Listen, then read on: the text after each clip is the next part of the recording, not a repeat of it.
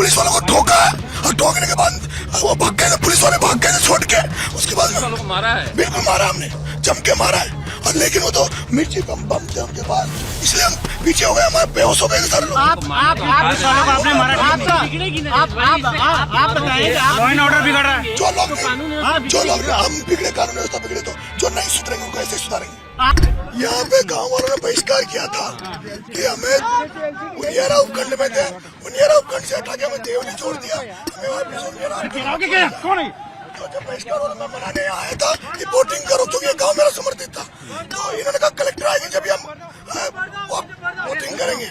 मैंने कलेक्टर को बुलाया, प्रशासन ने एक नहीं सुनी, डिप्टी एक इसमें आते 2-3 घंटे हमने वेट किया। उसके बाद जो एसडीएम था उसने एक आंगनबाड़ी महिला से, एक उसके पति अपंग था और एक टीचर था, उनसे गाली गलौज करते हुए जबरदस्ती उनका वोट डलवाया। वोट जब डलवाया उस समय मैं पूरा गांव उत्तेजित हुआ, मैं गुस्से में था, मैंने एसडीएम के थप्पड़ चढ़ा। ये बात सही है, मैंने मारा था। क्यों मारा था? इसलिए मारा था, उस एसडीएम ने जो कन्हैया चौधरी का एजेंट था, बीजेपी का एजेंट था, जो एसडीएम मालपुरा लगा हुआ कन्हैयालाल के एरिया में, उसको यहाँ आरोप बनाया था। वो यहाँ पूरे एरिया में मुझे हराने के लिए पूरा प्रयास कर रहा था। उसने यहाँ फर्जी वोटिंग तड़ा के 3 वोट डला के उसका ये मन था कि भाई बहिष्कार कैंसिल हो गया। फिर जब उसका पाने वाले स्टेज लगा रहा था, मैं यही खड़ा था, हमने यहाँ पंक्ति लगा दी थी, खाने की पंक्ति लगा दी थी, हमने खाने की पिकअप आ गई थी, पुलिस वाले पिकअप को लाने नहीं दे रहे थे। तो मैं जब कुछ बच्चे भी गायब हैं, मैं जब पिकअप को लेने गया, एक बात ये बताओ नरेश जी, किसने फायरिंग किसने करी, गाड़ियाँ क्यों चली, इतना लॉ एंड ऑर्डर क्यों बिगड़ा? सब कुछ पुलिस ने किया है। मैं जो कह रहा हूँ वो तो सुनिए रहे आप। बताओ। यहाँ का जो मीडिया कर रहा है वो आप करोगे क्या? अरे यार मैं जो कह रहा हूँ, मैंने खाने की लाइनें लगा दी थी यहाँ, पत्रकार थे 2-3, उनको पता है। मैंने उनको कहा पत्रकारों को, भाई आप खाना खा लो, सुबह से भूखे हो, हमारे खाना नहीं आने दे रहे थे। जब मैं 10-15 लोगों के लिए वहाँ गया, वहाँ जाने के बाद मैंने कहा खाना, तो मेरे को एसपी ने पकड़ा, हाथ पकड़ के एसपी ने कहा कि आ जाओ एटीएम से बात करेंगे। मैं कलेक्टर के नीचे बात नहीं करूंगा। उसके बाद एसपी ने मुझे झपट्टा मारा, 5-10 पुलिस वालों ने मेरे को जीप में डाल दिया था।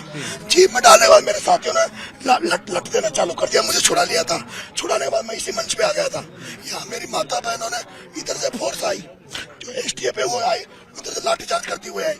हमारे लोगों ने उनको खूब जम के मारा, उनको पैक करके भाग गए थे। सब सारे पुलिस वाले स्कूल में दुब गए थे, सब इधर भाग गए थे। फिर उन्होंने आंसू गैस छोड़े, फिर उन्होंने मिर्ची बम फेंके। जब मिर्ची बम फेंके तो मैं यहाँ मिर्ची बम पड़ा, मैं बेहोश हो गया था। मुझे यहाँ से उठा के बाहर मेरे साथी 5 किलोमीटर तक खेतों में उठा के लेके गए। मैं 5 किलोमीटर जाके एक मकान में मुझे सुलाया गया।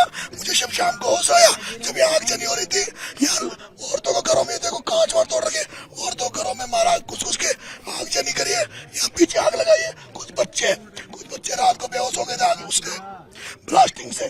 और उसके बाद में रात भर उन्होंने जिस तरह कुटाराघात किया, यहाँ पे महिलाओं को मारा है, लोगों को मारा है, लेकिन मीडिया सही बात नहीं बता रहा। मीडिया थप्पड़ मारना जायज था क्या? जायज था, उस चोर को जायज था जो गलत काम कर रहा था, कर्तव्य का निर्वहन नहीं कर रहा था। वो व्यक्ति फर्जी वोटिंग करवा रहा था जबरदस्ती। उस व्यक्ति ने एक दलित महिला के साथ बूंदी में किया, वो हमेशा इस तरह से किया पुलिस को करी थी, मैंने खूब करी थी।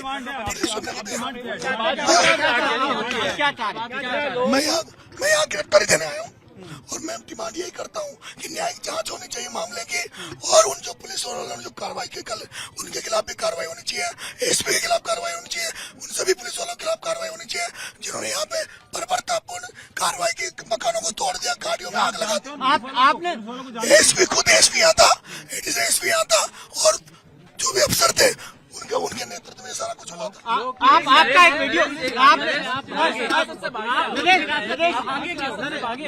पुलिस वालों का कहना है कि हम लोग नरेश को गिरफ्तार करने आए थे, मगर अचानक से हमला हो गया, जिसकी वजह से सब कुछ हुआ। देखिए, ये मीडिया वाले थे कई लोग, उन्होंने एक भी मीडिया ने नहीं बताया कि हम खाना खाने के लिए पंक्ति लगा दी थी।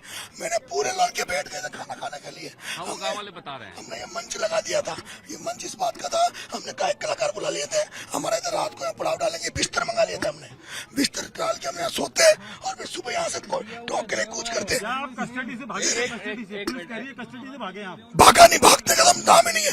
उनको ठोका है, पुलिस वालों को ठोका है, और ठोकने के बाद वो भाग गए थे, पुलिस वाले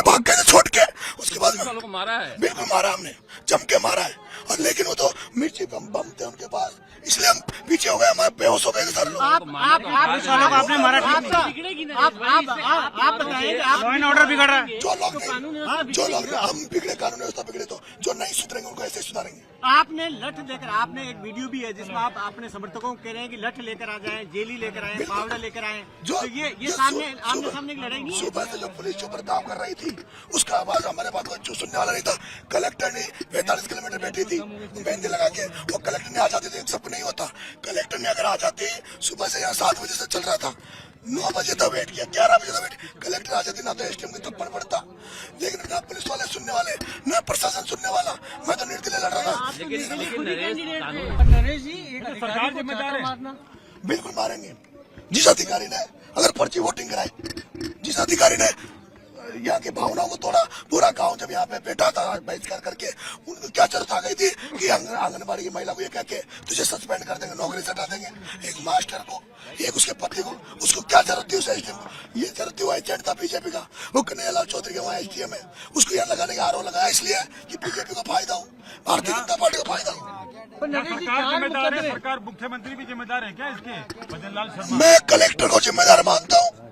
मुख्यमंत्री जिम्मेदार नहीं है। देखिए जब नरेश मीणा सरकार का आ गए ऊपर थे 4 यहाँ पर, मुकदमे पुलिस ने कर दिए जब हैं। यहाँ बाइकआउट हुआ था और 10 ये करे, लगातार 20 करे, मुझे यहाँ फर्क नहीं प्रदर्शन पड़ता। कर रहे थे गांव वालों के साथ, और मुझे कोई फर्क नहीं पड़ता। गांव वाले सुनियारा में 50 शामिल करने की मांग कर रहे थे। इसीलिए 50 करो।